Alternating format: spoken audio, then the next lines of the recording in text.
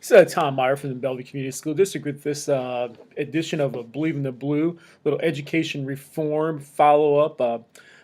Just we're looking at changing education as a whole, not just in Bellevue schools, but across the state, across the nation. I was recently at a meeting with the school administrators of Iowa with about 20 to 30 business leaders across the state of Iowa last week, and some things that were mentioned I think are important for all of us to know and all of us to adjust accordingly in education. Um, what was made clear at the meeting several times was that students need to display the following, and schools must help to develop these: an ability and a desire to learn. We need students who want to truly be learners, and part of that is motivating them to become learners. Also need people who have that self-initiative, who are globally aware. In Bellevue, Iowa, sometimes we tend to forget the rest of the world in a rural school, but we need to be globally aware of what's going on. We need critical thinkers out there. You've heard that before. We need innovators, and we need the people who have that intellectual curiosity of, I'm doing something, but why am I doing that? And that's something we've been working on a lot. We're asking you to do this in class because it ties into this. And that's very important for people to recognize sometimes, or at all times.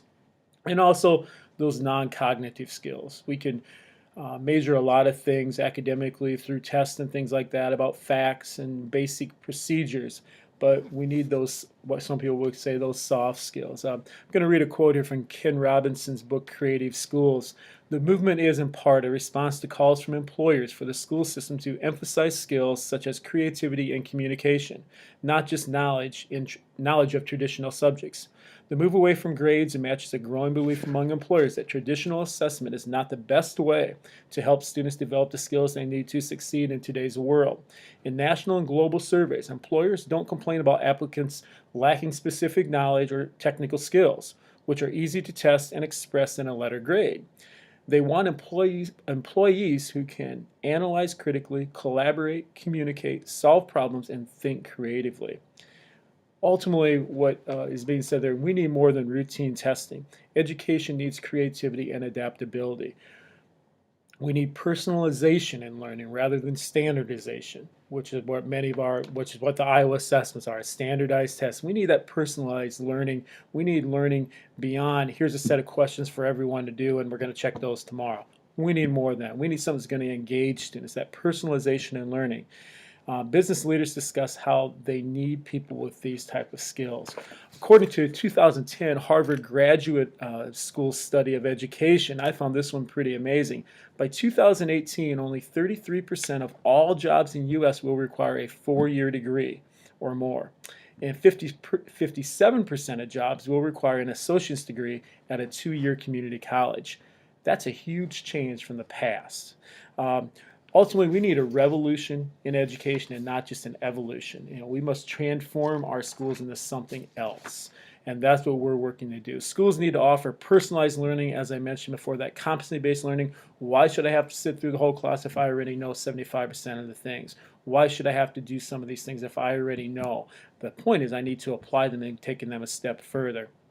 We need students to spend time they need in order to learn key concepts, then move on. That's personalized education.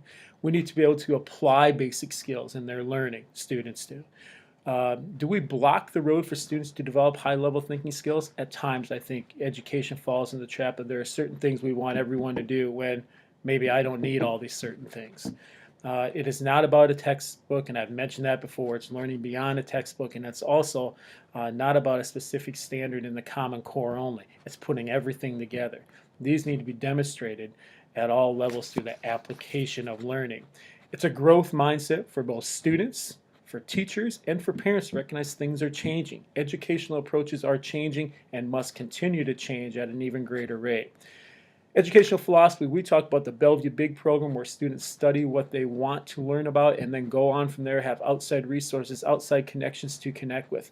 That's huge. That's a small group right now, but that group is going to be growing next year, even next semester, but especially next year and the following years. We need inquiry-based or a problem-based learning philosophy that emphasizes what students really truly want to learn and how we can get them to move forward with that. But on top of that, to have them, to assist them and becoming motivated. That assists the motivation of them interested. By doing these things, they're going to meet the standards and the expectations that they'll need for their life after high school. The focus needs to be on math, literacy, science, social studies. That's true, but it needs to go well beyond that. The focus needs to be beyond the traditional subjects. It needs to include the fine arts. It needs to include the career tech education, those STEM activities. They need to be integrated for students. They need to see the connection between a math class and a science class. For example, a pre-calc or calculus and a physics or a chemistry, biology and an ag class. They need to see those connections. Finally, data is important, but what data? We have all kinds of data talking about students, and I could read off several different studies of data.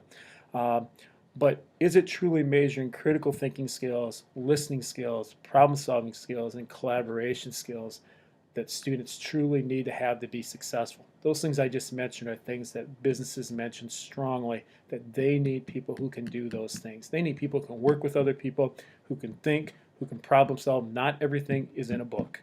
Not everything is in a manual. They want to be able to train people. They want people who can learn. And the advocacy for this needs to be outside of education as well. We need people saying we need this from our schools. Assessment scores do not tell the picture that needs to be told for the needs of our students for their future. We will continue having conversations in our community with community members, business owners, parents. We do a lot of that right now through a School Improvement Advisory Council and some other meetings, and we'll continue to have those on a monthly or bi-monthly basis. And we'll probably add another group to that as well. If you're interested in being that, please contact me at any time, 872-4913. But ultimately, we want that community involvement. We want the assistance of community members' input, businesses' input. We're working right now with the city of Bellevue on some things, the Bellevue Ball Association. We're working at Cole Park right now. We're working for different organizations and having people out in different parts of our community and the surrounding area. We need our students to display the things they're doing as well, not just at the business, but also having people come in, our exhibit nights. And community members are always welcome to visit at any time at all. So just wanted to give you an update on some education reform things I think we need to keep in focus here. It's not a traditional Believe in the Blue update, but I think it's very important. We want to develop students. I'm going to go back to what I said at the beginning. We need to develop students who have an ability or a desire to learn, who have self-initiative, who are globally aware, who can critically think, can problem solve, are innovators, think differently, think out of the box, and can think to solve problems, and have that intellectual curiosity to want to learn more, to want to know more. And then they also need those non-cognitive skills. And some of those are just how to talk to people, how to shake someone's hand, how to communicate with someone, looking at them, listening to them, and ultimately being able to communicate and work with others. So hope everyone has a great day. Once again, Tom Meyer, Bellevue Community Schools.